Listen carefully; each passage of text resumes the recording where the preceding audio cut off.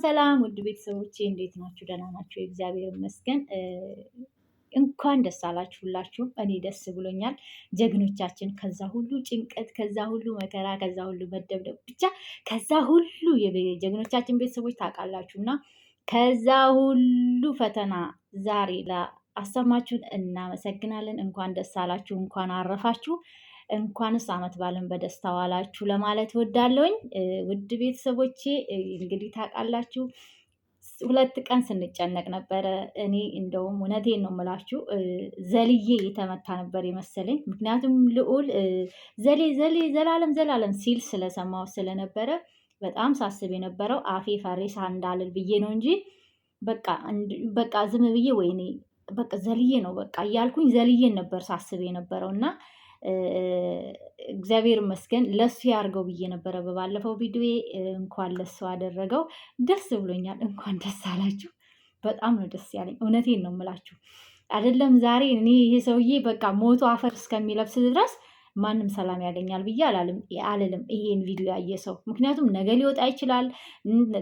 ያሰማራቸው በስሩ ያሉት ደግሞ ሌላ እንደሱ አይነት ስራ ሊሰሩ ይችላሉ። የሰው ሀብት ምን አይነት ሀብታም እንደሚያደርግ፣ ምን አይነት ተፈሪ እንደሚያደርግ፣ ምን አይነት ጀግና አርጓቸው ሰውን በስራቸው ማስተዳደር እንደሚችሉ እያስፈራሩ ትምህርት ስለሚወስዱ እንዳለ ወጣቶች ናቸው። እንግዲህ አስባችሁታል። እነሱ ደግሞ በ2 ዓመት ውስጥ ይሄን ሁሉ ሽፍትነት ከተሰራ ከዛ በኋላ ደግሞ ምን ያህል ጉዳት እንደሚያደርሱ የታወቀ ነበር እና እውነት ባጭሩ ራሱን በራሱ እንዲማረጉ ደስ ይላል። በጣም ነው ደስ ያለኝ። የጀግኖቻችን ድል እንግዲህ ሁልጊዜም ትገፋላችሁ፣ ተቤት ገፍትር ያወጧችኋል፣ ጥልን ትባላላችሁ፣ ትሰደባላችሁ፣ እናንተ ተራ ምናምን ትባላላችሁ። እንግዲህ ድላችሁ ማታ ስለሆነ ደስ ይለኛል፣ ደስ ብሎኛል። ምክንያቱም ሁልጊዜ ድላችሁ ማታ ነው የሚያምረው። መጀመሪያ ስትገቡ ተሰድባችሁ ነው፣ ገፍትረዋችሁ ነው። በቃ እናንተ ተራ ጋዜጠኛ ተብላችሁ ነው። ክብር ለእናንተ ይሁን። እውነቴን ነው የምለው፣ ክብር እግዚአብሔርን። እንግዲህ ተራ መሆናችሁን እንግዲህ እግዚአብሔር ደግሞ እንደዚህ ሲያሳይልን ተመስገን ፈጣሪ። ምን ይሳነዋል? እና ምንም ቢሆን ብቻ መልካም ማድረግ መልካም ነው። ጀግኖቻችን እኔ ለእናንተ ያለኝ ክብር አላቅም። ብቻ መድኃኒዓለም እንደምላችሁ አይደለም። እኔ የዛሬው ደስታዬ ማለት ነው እኔ አላቅም። አገሬ እንኳን ገብቼ ማለት ነው ሁሌ ባንን ነበረ። ምክንያቱም ይሄ ሰውዬ መጣ አልመጣ የእሱ ምሽኖች መጡ አልመጡ እያልኩ ባንን ነበር እና እግዚአብሔር ይመስገን አይታወቅማ። ምክንያቱም ድፍን ከተማ የተቆጣጠረ ሰውዬ ስለሆነ ወዛው ጋር ብቅ ወደኛ ብቅ ማለት ነው አይቀርምና ማለት ነው። እና ምን አይነት ሰላማዊ እንቅልፍ ህዝብ እንደሚተኛ እኔ እንጃ አላውቅም።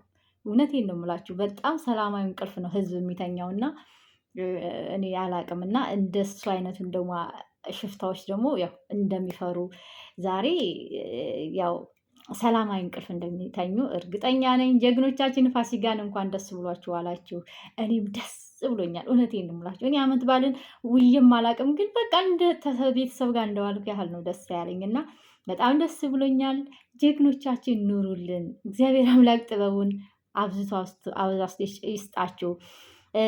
ሁላችሁም እነ ቴዲ እና ነበልባልን ትርታ ሁላችሁም እነ ሚኪ እነሱ እንደውም ጠፍተዋል። ይሄን 2 ቀን ማለት ነው።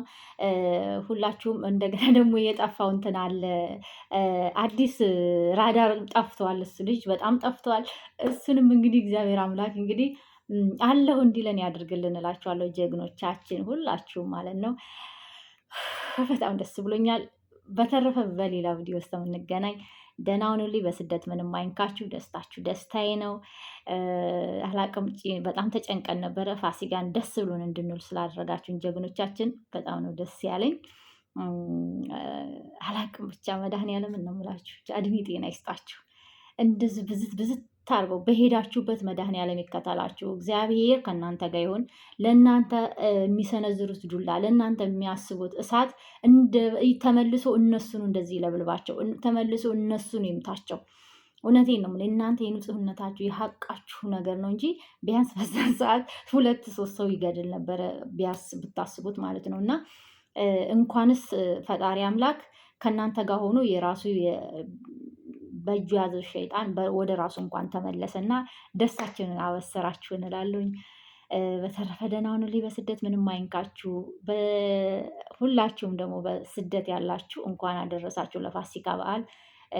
እግዚአብሔር አምላክ ደግሞ ሁላችንንም በሀገራችን ተሰብስበን አመት ባለን ከቤተሰብ ጋር ስቀን ተጫወተን እንድናሳልፍ ይርዳን።